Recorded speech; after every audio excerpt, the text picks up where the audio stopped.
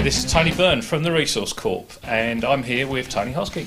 Hi everyone. Also from the Resource Corp. Today we're talking about multicore cables. Today we're talking about a number of things, but we're starting off with eurocable, which is a line we've had for some time. And one of the areas that most warrants explanation are multicore cables, because there's lots of different kinds and they're constructed in different ways. And here we have a couple of examples, and we'd like to explain some of the differences. So, Tony, first of all, we've got two different cables here. What's the difference between these two? These are both from the brand Eurocable, made in Italy. And these are two common formats, one with foil shields and one with copper spiral wrap shields. Why the two differences?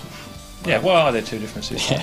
Well, some are less expensive to make, so therefore they're more cost effective to use, but they may have a more specialised application.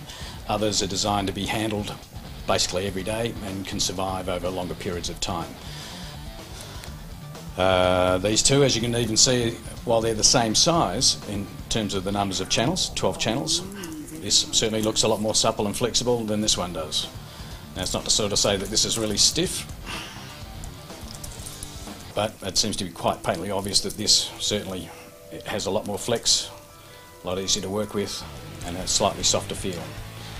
This one actually has individual copper spiral wrap shields, and these bits of cotton here are for strength, so when someone is dragging along the ground or around the corner of a building, it helps hold everything together. This does not exist in the foil shielded cable because for at least 50% of the time it's going to be installed in place or not handled as many times, so it does not need those extra fillers to provide strength and packing. Now, something else very different between Eurocable and many of the other brands out are that even in the case of the foil shielded cables, as you can see there, they have their own individually numbered jackets. Many of the other variations around actually only have a clear plastic mylar wrap around the shield, and that does need to be sleeved off if you are tailing it in the case of making a multicore cable with a fantail.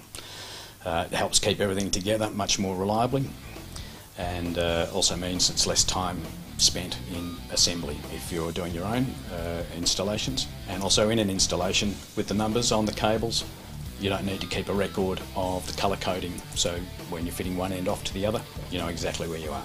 So this is an important cost consideration, because a lot of people, especially in the field, who are having to do installation are working within very narrow windows of time, and their charge per hour is a significant cost of the overall project. Yes, so anything that saves the installer time is going to have a significant impact, isn't it? Very much so, and also minimises the chance of any error that then takes even longer to come back to find out why the error exists, and then amend that installation to make it work as it should. So clearly identified, very easy to strip the ends off to give you the wires you need to solder up or crimp. Same goes with the copper spiral shield, but as I said, it can be used for installations as well, but it comes at a premium price, so it's more regularly used as a live sound or broadcast type of cable.